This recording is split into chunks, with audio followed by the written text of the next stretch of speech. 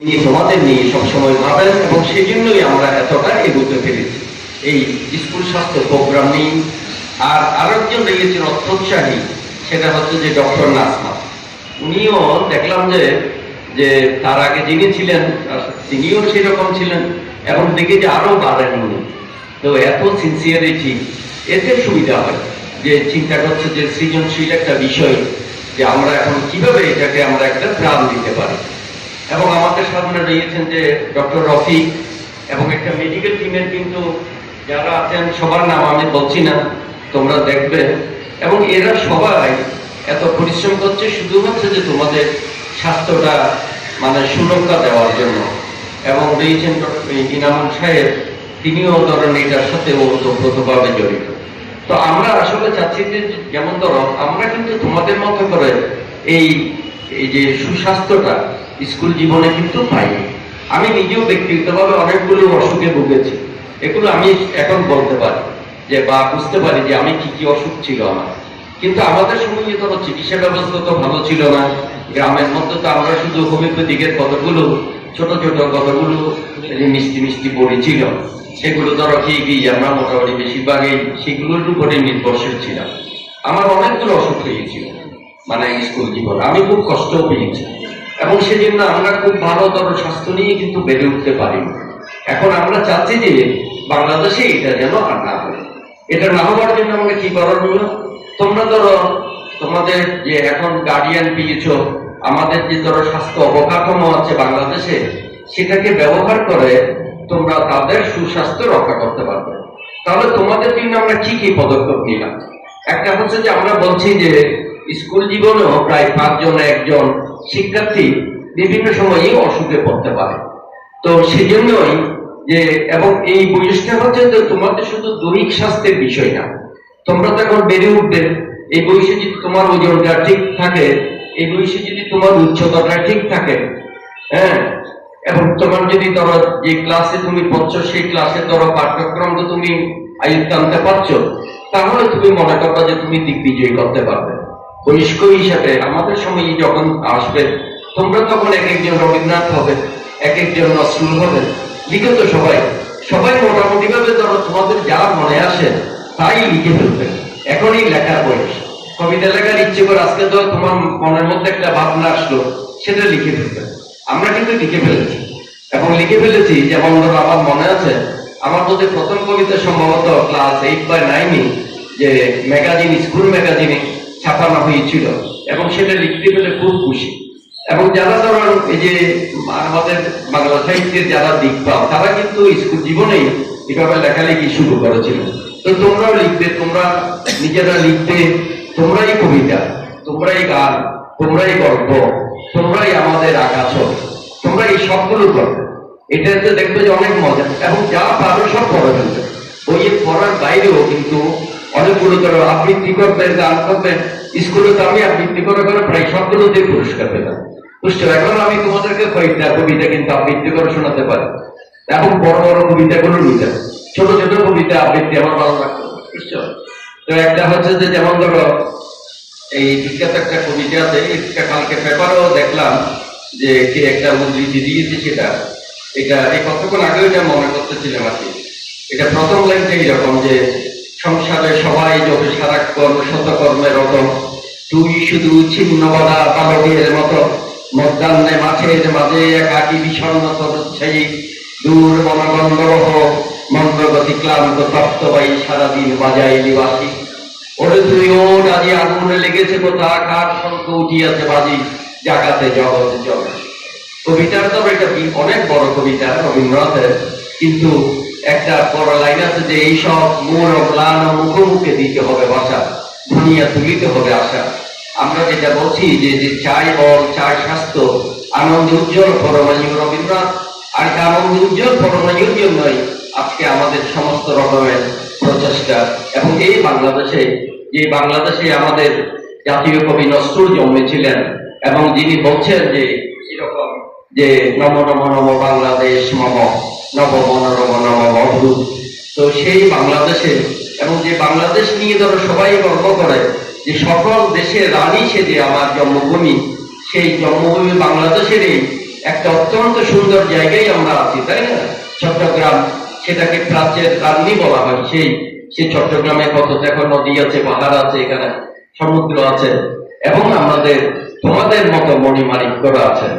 তোমাদের জন্য এই যে রক্ষা কবচের জন্য আমরা ধরো এই ব্যবস্থা করেছি, এবং তোমাদের হাতে যে স্কুল শিক্ষার্থীর যে স্বাস্থ্য কার্ডটা, আমরা তাহলে প্রত্যেকটা স্কুলকেই আমরা কম্পোনেন্ট হিসেবে ধরেছি। এখানের মধ্যে তোমরা যখনই অসুস্থ হবে তখন তোমাদের কিন্তু একটা হেলথ টিম আছে, ওই টিমের কাছে তোমরা যাও। ধরো তোমার খারাপ লাগছে, এবং সেই টিমের কাছে গেলেই এই টিমের মধ্যে তোমাদের প্রধান শিক্ষক হচ্ছে যে উনি এখানকার যে এটা চেয়ারম্যান, তারপর হচ্ছে তোমাদের দুজন টিচার, তারপর হচ্ছে তোমাদের এই দুজন সহপাঠী, এই 5 জনের মেম্বার নিয়ে আমাদের একটা স্কুল হেলথ টিম। তোমাদের যে কোনো কিছু খারাপ লাগলে শারীরিকভাবে মানসিকভাবে ওনাদের ওকে অ্যাপ্রোচ করবে। অ্যাপ্রোচ করলে ওনার সাথে সাথে আমাদের যে একটা টিম আছে, যেমন ধরো সিটি হেলথ কর্পোরেশনের কাছে টিম, এখানে যেমন ডক্টর রবিক আছে, ওনাদের সাথে যোগাযোগ করবে।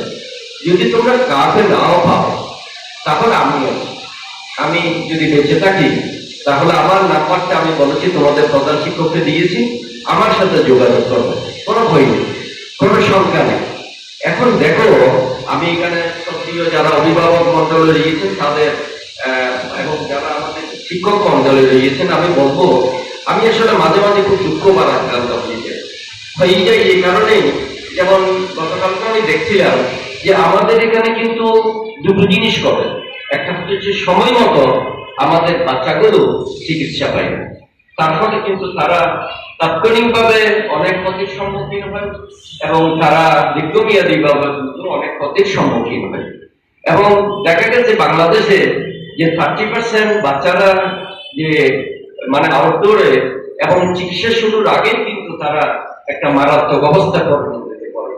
সুতরাং রাইটকে দেরি না করে যে খারাপ লাগছে জানাবো, এটা একটা বিষয়। কিন্তু এর চেয়ে ভয়াবহ পরিস্থিতি এখন যেটা তৈরি হচ্ছে, মধ্যে যারা আছে, আমি সবার একটু দৃষ্টি আকর্ষণ করছি, সেটা হচ্ছে ইদানিং একটা শুরু হয়েছে। আমার 35 বছরের জীবনে আমাদের শিক্ষকদের থেকেও দেখেছি যে এই বয়সী বাচ্চাদেরকে, স্কুল জীবনের বাচ্চাদের, তাদের টনসিল এবং অ্যাডিনয়েড বড় থাকে। এটা স্বাভাবিক। 5 থেকে 6 বছর এই টনসিল এবং অ্যাডিনয়েডের স্মৃতি সবচেয়ে বেশি, এবং টনসিলের কিন্তু গুরুত্ব আছে। এই যে আমাদের গলার চারপাশে যে টনসিল, এটা কিন্তু রোগ প্রতিরোধক কিন্তু কিছু টিস্যু, যেগুলো আমাদের শরীরের রোগ জীবাণু ঢুকতে দেয় না এবং তাদেরকে প্রতিরোধ করে। এখন হয়েছে কি, হয় না জেনে হোক অথবা উদ্দেশ্যমূলক ভাবে হোক, কেউ এগুলো ভিডিও ছেড়ে দিচ্ছে। তোমরা সবাই এই ভিডিওগুলো সার্চ করবে, আমি বলতেছি তোমরা চার্জ করে দেখবে। এখানে বলা হচ্ছে বাচ্চাদের টনসিল বেড়ে গেলে, মানে এই এডেনয়েড বেড়ে গেলে তাদের গলা ছোট হয়ে যায়, তারা খেতে পারে না, অপুষ্টিতে পড়ে, তাদের মাথা থেকে মগজ থেকে অক্সিজেন বেরিয়ে যায়। সবগুলো হচ্ছে ভুল কথাবার্তা, সবগুলো হচ্ছে যে একটা প্রপাগান্ডায় ফেলা, এবং এটা নিয়ে তখন একদম সিন্নি খাবার মতো। আমরা ছোটবেলায় ফিরদের মাজার ইয়েতে ফির নামা কতগুলো কি নাম তো নেমে মানে ধরো গ্রামে গঙ্গা, আমি নিজেও গেছি, সেখানে রোগ ভালো হচ্ছে না, তখন তো উপায় ছিল না, এই মানে এইরকম বিলুপ্ত আর কি কতগুলো বলতো, এগুলো ভুলে গেছে এখন। তো সেগুলো উঠতো এবং পিলপিল করে মানুষ দৌড়ে গেছে গ্রামের মধ্যে। এখন ডাক্তারদের কতগুলো ডাক্তাররা উদ্দেশ্যমূলক ভাবে যখন এগুলো করছে, তখন তার কিন্তু উদ্দেশ্য আছে, এবং এগুলো পরে দেখতেছে শুধু টনসিল কেটে ফেলতেছে, শুধু অ্যাডিনয়েড কেটে ফেলতেছে, এবং তোমাদেরকে মানসিকভাবে দুর্বল করে দিচ্ছে। তোমরা চট্টগ্রামে সব গার্ডিয়ানদের এই বার্তাটা দাও যে বাচ্চাদের টনসিল এবং অ্যাডিনয়েড বড় থাকবে, তাদের এটা বড় থাকলে তাদের কোনো শারীরিক ক্ষতি হয় না, যদি ক্ষতি হয় আমরা প্রণব স্যারের পরামর্শ নেব। তোমরা আজকে, আমি খুব খারাপ দিন গেছে, গত 1 মাস ধরে আমি এটা নিয়ে কিন্তু চিন্তা করতেছি, এটা একটা ব্যবসায়ী পরিণত হয়েছে। আমি আপনারা যারা আছেন, আমি কাছে থেকে দেখেছি বলে আমি এটা বলতেছি, এবং এটা ভিডিও ছেড়েছি। এরকম বাচ্চাদের অপচিকিৎসার নানা রকম, এখন যেহেতু সোশ্যাল মিডিয়া রয়েছে, বিভিন্ন ভাবে এগুলোতে এই ফাঁদে কিন্তু তোমরা পা দেবে না।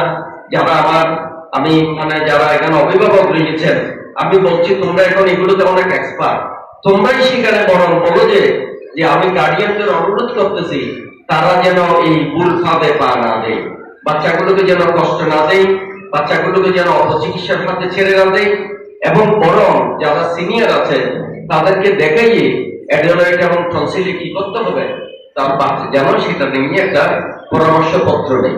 এই হচ্ছে বিষয়টা, এবং সবখানে সব বিষয়।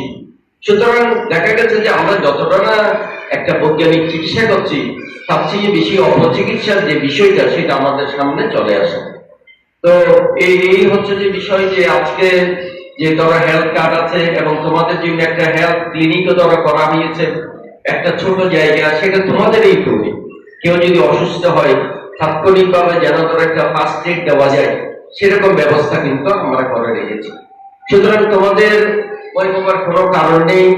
আমাদের সমস্ত যে আকাঙ্ক্ষা তোমাদের ঘিরে, কারণ তোমরাই হচ্ছ আমাদের ভবিষ্যৎ। আমরা বারবার এখনো বলছি সেটাই, যে চাই বল, চাই স্বাস্থ্য, আনন্দ উজ্জ্বল পরমায়ু। ধন্যবাদ সবাইকে, সবাই ভালো থেকো, সবার জন্য অজস্র শুভেচ্ছা। অনেক অনেক ধন্যবাদ স্যারকে। আমি চমৎকৃত হলাম, তিনি একজন চিকিৎসক, এর পাশাপাশি তিনি একজন, আমি বলবো, বড় মাপের সাহিত্যিক। অনেক চমৎকার তার নির্দেশনা এবং তার যে সাহিত্যিক যে ধারণাগুলো তিনি, আমি পড়েছি তার একটা বইয়ের কিছু অংশ স্যার আমাকে দিয়েছিলেন, আমি চমৎকৃত হয়েছি। স্যারের কাছে কৃতজ্ঞতা। এখন